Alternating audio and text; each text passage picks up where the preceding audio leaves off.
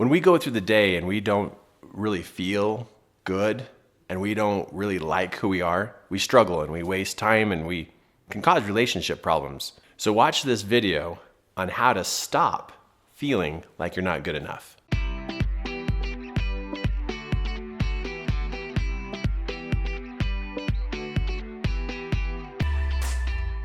A very common feeling that you may experience in your life is this feeling of not being good enough. First off, I want you to know you are not alone. Oh, you are not alone. I've had the feeling, you have the feeling, your neighbor has the feeling, your kids have the feeling, your spouse has the feeling. It is a common feeling that we all go through. So you're not a weirdo for having this last a long time, and you're not strange, you're not broken. I think what you're actually missing is training. You don't know how that got there in such a deep level, and you don't know how to get out of it. And so I want to walk you through a step that can help you in adjusting this in your life so you can have more of some self-control of it, and that it's not getting to those levels of being debilitating. And so you're not strange and weird. It's just very real, very common, and you're not alone. It's just pretty much the human race has this challenge. So if you've ever heard some kind of little comment in your head that says, you're the only one that feels this way, that's not true.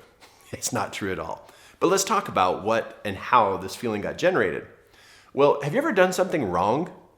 I have. Have you ever made a mistake? I have.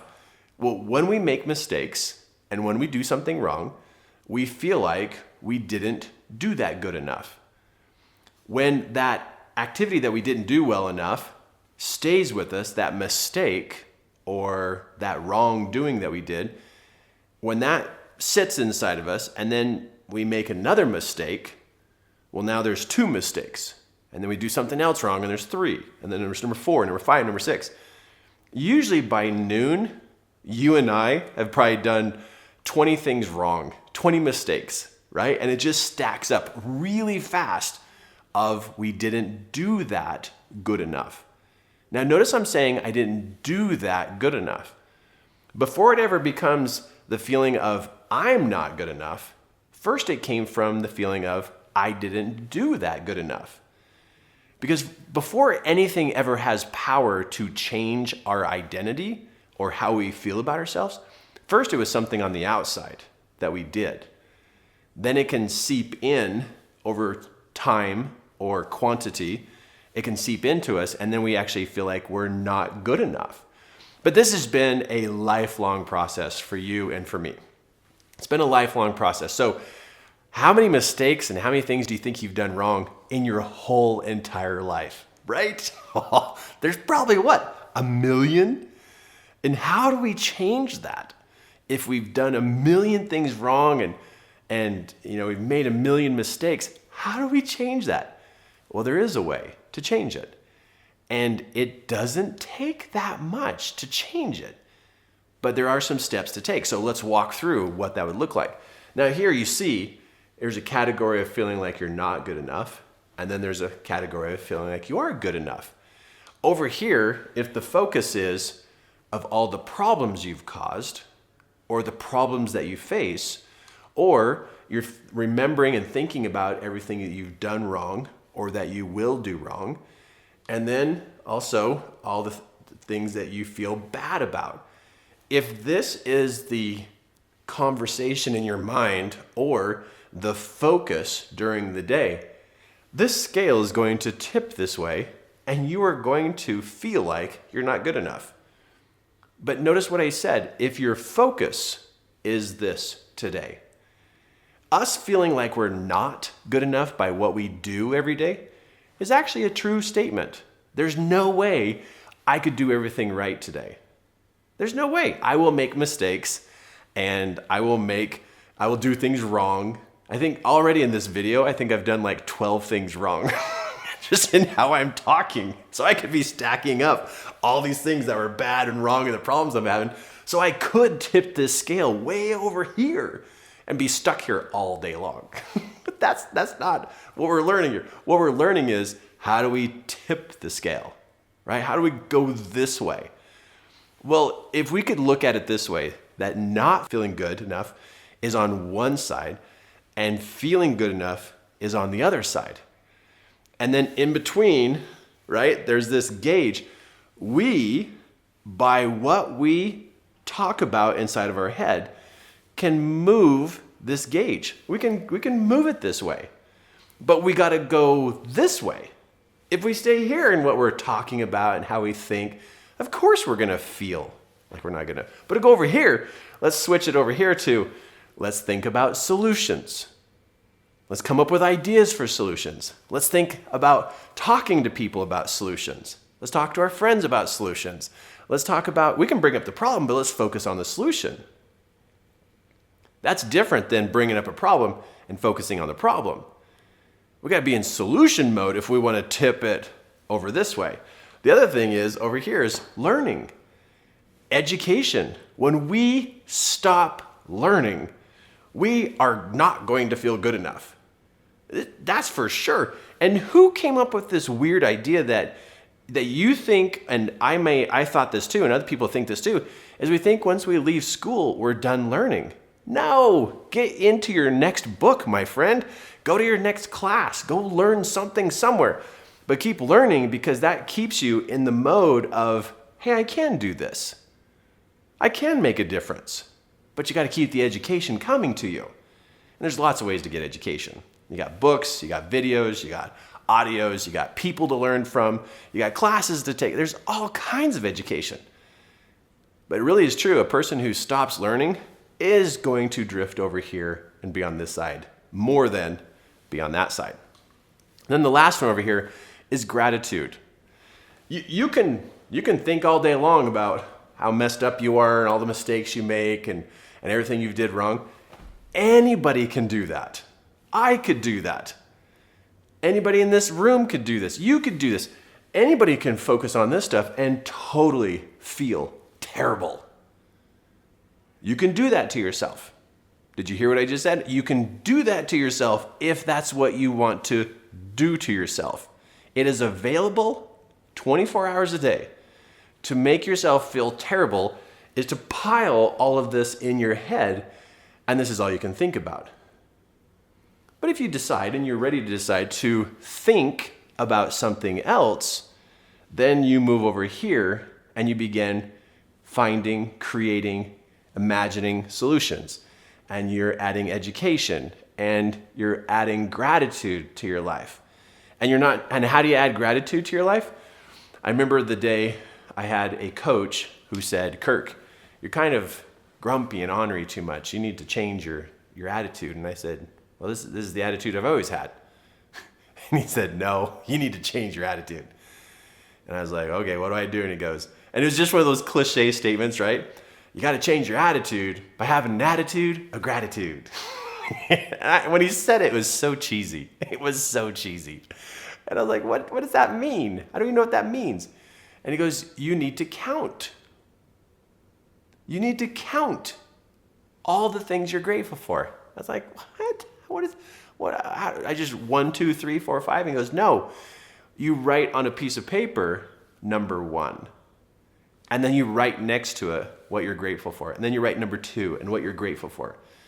And so you make a list, Kirk, of 100. And then you go next to each one of those numbers and you find something you're grateful for. And I said, oh, okay, I can do 100. And he goes, no, 100 a week. You do 100 things. You find a new list of 100 things you're grateful for every week. He says, within 2 weeks, you will have so much self-control of your attitude in feeling like you are good enough.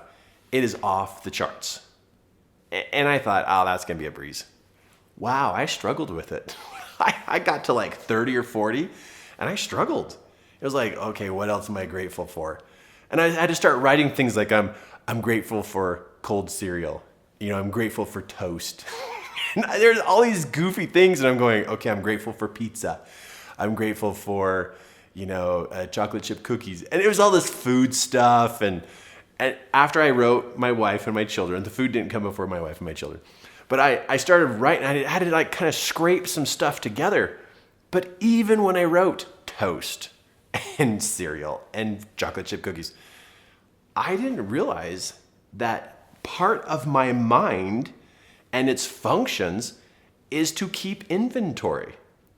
It literally counts. And there's evidence. Over here, I've been counting all the things I've done wrong, and I keep reviewing them. No wonder I feel terrible. No wonder I feel like I'm not good enough. It just makes sense. Over here, I wasn't keeping inventory. I didn't make a list. Now over here, it's just ongoing inside my head. But the power, here's the power behind this, is you literally write it down on paper. And you're looking at it like you're showing evidence. It's right in front of you. Now, over here, I'm like, well, okay, I'll start learning something. I'll listen to a book or read a book or go, start thinking about solutions. This stuff would come back up, though, and try to smash all this. But I can't get stronger unless I start being stronger over here. You're not going to get it unless you start. You got to start. This doesn't just come in a pill. It doesn't come in a drink. It doesn't come in between two pieces of bread with a little bit of mayo on it. That just doesn't, you don't just get this. You have to do something for it. You have to do something for it. But that number 3, the list, the gratitude list. The gratitude list of 100 a week within, seriously, a week and a half. I didn't even get to the end of the 2 weeks. Within a week and a half, I was different. My thinking was different. And when my thinking changes, my feelings change. If you can't change your feelings, you got to go here. You got to change what's going on inside your head so that it can start to change how you feel. So your task, your assignment is, your homework is, you go start creating your list of 100 things you're grateful for. And I'm going to use the same cute little statement he said to me. You got to have an attitude of gratitude, and you got to have a list of 100 a week. So I'm grateful for that coach that I had in my life who got me into counting, because counting on that side of the scale moved my mind to that side of the scale. It doesn't take much. You just need to move the focus, move the attention, and it will move. You're not that far away from that happening.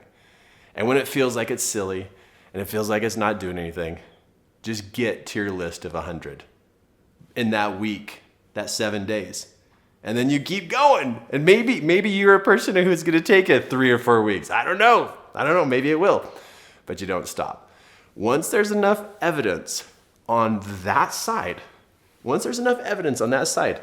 your mind and its focus changes. And it just takes it there. This is always available. You can access this whenever you want to just be miserable and just ruin your day and ruin your week. You can go here whenever you want.